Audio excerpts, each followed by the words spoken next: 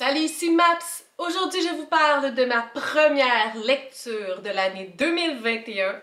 Je vous parle du livre Princesse promise, le premier tome, Les racines d'une rose, livre écrit par Naomi Choret. C'est l'histoire de Mila Rose qui a 17 ans, qui habite dans le royaume de Trévion. Et elle vient d'apprendre qu'elle est fiancée au prince du royaume voisin, Chander. Elle est fiancée au prince Nathan depuis sa naissance. À chaque été, elle allait au royaume de Chander avec ses parents, mais elle se disait que ses parents et les parents de Nathan, c'est des grands amis, donc ça n'avait pas nécessairement une portée plus grande que ça dans sa tête. Et durant toutes ces années-là, ça fait 10 ans qu'elle va à chaque année à Chander, puis entre elle et Nathan, ça fonctionne pas. Ils sont pas capables de se parler, comme les deux, ils ont une attitude bizarre l'un envers l'autre. Ça fonctionne juste pas. Elle a essayé, puis lui, il a pas l'air de vouloir. Donc là, aujourd'hui, d'apprendre qu'elle est fiancée à Nathan, c'est comme la goutte qui fait déborder le vase. Elle ne s'y attendait pas, elle ne le veut pas. Parce que malgré tout, ils n'ont rien développé, ils sont pas capables de se parler. Donc elle veut pas être mariée à cet homme-là. Et c'est dans cette situation-là que Mila Rose est prise. Parce qu'au-delà des fiançailles, il y a comme une autre raison sous-jacente très importante. Donc, possiblement qu'elle va devoir le marier coûte que coûte. Donc, ma première lecture de l'année 2021, c'était tellement bizarre lorsque j'ai commencé à le lire parce que c'est niaiseux, hein, comment notre mental parfois est comme hors de ce monde.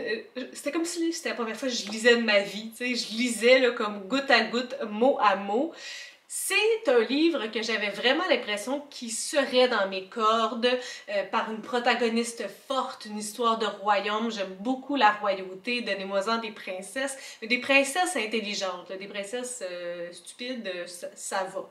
Je veux quelqu'un avec une bonne tête sur les épaules et qui agit en tant que personne de son âge. Donc Mila ici, elle a 17 ans. 17 ans, c'est un âge fougueux, c'est un âge passionnel, les hormones au tapis. C'est un âge aussi de désir, un peu de rébellion. Si quelqu'un dit blanc, t'as vraiment envie de dire noir. C'est viscéral. Donc, j'ai commencé ce livre-là. Ça me faisait vraiment penser au départ à l'histoire, le film La princesse des cygnes, qui est mon film de jeunesse, là, de toutes les princesses, ma préférée, c'était la princesse des cygnes. Et lorsque ça commence, ça me donnait vraiment l'impression d'une vibe de la princesse des cygnes. Tu sais, au début, là, je vais dire des noms, mais ils changent de nom à tous les films, là, Odette puis Arthur, là, comme leurs parents, ils arrêtent pas de vouloir qu'ils se rencontrent parce qu'ils ont dans le désir eux aussi de les fiancer. Puis comme ils sont juste pas capables de se sentir au début de leur vie. À chaque année, Odette et Arthur, ils se rencontrent, puis leurs parents sont comme « Ah ouais, tu sais, faites telle activité, faites telle affaire », puis les deux sont comme « Ah mon Dieu, une fille, un gars, rien sort de lui ». C'est comme, c'est tellement drôle, jusqu'à temps, dans le film La princesse des cygnes, qu'un événement se passe, puis, tu sais, lorsqu'ils vieillissent, ils se regardent, ils sont comme « Ah, ok, ben finalement, t'as l'air pas pire sur le coup, mais tu sais, je te connais quand même pas plus au niveau personnalité ».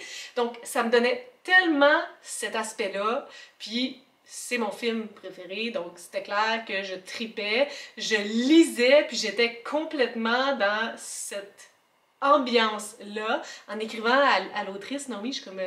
ça me fait vraiment penser à la princesse des cygnes, que comme moi, je me suis un peu inspirée de ça pour leur relation. Je suis comme, oh my god, mais je comprends! Donc ça a été vraiment un début fort. Ça a été un début fort pour cette raison-là, mais pour plusieurs autres raisons aussi. Une fois que ça arrive, puis là on a le dévoilement que Mila, elle est fiancée à Nathan, on a comme plein d'explications qui arrivent au fur et à mesure. Il y a des intrigues qui se nouent, mais il y en a aussi qui se dénouent. On voit la personnalité de Mila qui est vraiment un coup de cœur pour moi, une femme forte qui veut pas se laisser imposer, qui se trouve des alternatives ABCD, qui essaye là, de tout son cœur d'aborder Nathan, puis comme à toutes les fois elle se fait repousser. Par contre, ce que j'ai trouvé intéressant, c'est que j'avais l'impression de voir plus loin que eux, dans le sens que on le voit que c'est tout le temps des problématiques de communication, ils se laissent pas parler. Mais c'est tellement logique parce que ça fait 10 ans qu'ils se connaissent et ça a toujours été ça. Donc c'est pas parce qu'aujourd'hui on leur dit vous êtes fiancés depuis votre naissance que ça va faire en sorte qu'ils vont savoir s'écouter puis savoir se parler. Malgré qu'ils ont possiblement des points communs, ils n'ont jamais été capables de dialoguer. Donc aujourd'hui, c'est tout le temps des problèmes de communication, ils se laissent pas parler, ça fait en sorte qu'il y a des situations qui sont analysées de la mauvaise façon, puis c'est juste comme tellement comme malaisant et drôle et tordant et comme oh! Je lisais ça puis j'étais comme Colin, comme laisse-le parler, tu vas tout comprendre, mais c'est ça, tu sais. L'âge fonctionne tellement avec la fougue, puis l'heure historique, relationnelle fonctionne tellement aussi avec ça. Donc j'y croyais là à 100%. J'aime beaucoup les histoires de royaumes, mais ça arrive aussi souvent avec des intrigues politiques et ça, c'est pas ma force. Par contre, ici, on n'est vraiment pas allé trop complexe, ou en tout cas si c'était complexe, c'était vraiment bien expliqué parce que j'ai compris quels étaient les enjeux. On mettait l'accent sur plusieurs royaumes, mais tu sais, 3-4 royaumes sans plus, et je comprenais la dynamique qui était entre les royaumes et l'enjeu, pourquoi c'était si important que Mila se marie avec Nathan. Donc ça, j'ai vraiment beaucoup apprécié aussi. L'histoire est très intéressante. Les problèmes de communication font en sorte que des situations qui arrivent à perpétuité.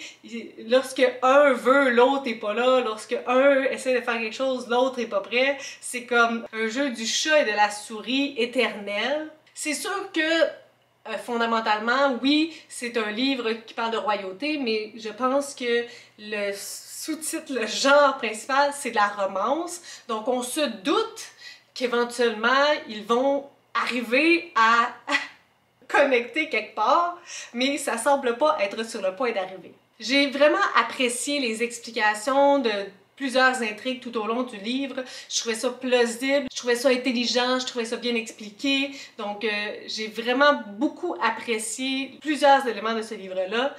Je ne pensais pas le lire en une journée, mais je suis embarquée puis j'étais incapable de le lâcher. Je voulais juste savoir ce qui allait se passer. J'étais tellement bien dans cet univers-là. L'écriture, c'était tellement fluide, c'était tellement facile à lire, ça se dévorait tout simplement. Puis là, à la fin, il y a comme beaucoup de choses qui se passent. Il y a un aspect de leur romance, si je peux appeler ça comme ça, qui se fait peut-être un peu trop vite pour mes goûts personnels, compte tenu de tout l'historique préalable. Mais d'un autre côté, ils ont l'âge, puis ils ont toujours été tellement impulsifs, puis fougueux. J'étais tellement prise dans le livre qu'à un moment donné, il y a un titre de chapitre à connotation plus négative, puis je vous le jure, j'avais tellement pas envie de lire comme quelque chose qui allait mal tourner dans ce livre-là. J'ai tourné les pages du chapitre puis j'étais comme non mais je veux pas que ça arrive, je veux pas qu'il se passe quelque chose comme ça. J'étais comme bouleversée, ouais, Marie-Pierre, cœur de pierre, bouleversée. J'avais tellement pas envie que quelque chose de négatif arrive, j'étais tellement comme dans le beau, dans le bonbon, dans la joie, même si tu sais leur parcours est très tumultueux. Et en montagne russe, j'étais juste comme oh non, non, mais je veux pas ça. Puis pourtant, c'est tellement une bonne façon de faire en sorte que deux personnages évoluent, mais lorsque je l'ai vu, j'ai eu un petit peu peur. Puis au fur et à mesure, là, il y a d'autres intrigues qui s'en viennent, ça finit dans la soupe chaude.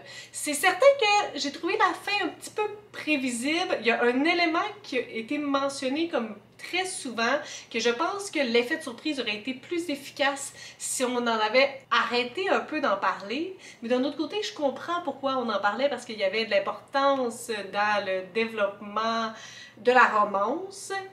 Mais au niveau de la fin, je pense que ça aurait été plus efficace si on en avait parlé un petit peu moins. Parce que là, il est arrivé ce qui est arrivé à la fin, puis j'étais comme ah ben, of course, tu sais. De l'autre côté, ça veut dire que c'est bien construit si je suis capable de dire que c'est ça qui va arriver. Mais on le sait que j'aime un petit peu plus de subtilité. Donc je pense que vous le voyez, je pense que vous le sentez, j'ai tellement aimé ce livre-là. Ça représente beaucoup de choses que j'aime. L'univers, des personnages, la qualité des explications, les thématiques abordées. J'ai vraiment hâte de lire le deuxième tome. Là, vous allez dire, ouais, mais Maps, c'est ton année pas d'achat, je sais bien. Mais j'ai découvert que je peux le louer, fait qu'au moins, je le louerai puis je l'achèterai en 2022. Il rentre pas dans ma bibliothèque des livres pas lus, ça va être dans ma bibliothèque des livres lus. Parce que je vous avoue que la fin donne énormément envie d'en savoir plus. Puis le deuxième tome, c'est toujours pour moi un challenge. C'est toujours, tu sais, montre-moi là plus. Je tombe beaucoup plus facilement en amour avec les premiers tomes qu'avec les deuxièmes tomes. Et considérant comment ça finit, j'ai hâte de voir comment ils vont s'en sortir. Sur ce, si vous avez des suggestions, des critiques, des commentaires, n'hésitez pas à le faire en dessous de ma vidéo. Je publie des vidéos assez fréquemment dans une semaine. Si vous avez aimé cette vidéo, n'hésitez pas à mettre un petit pouce et à vous inscrire à ma chaîne. Sur ce, je vous souhaite de bonnes lectures.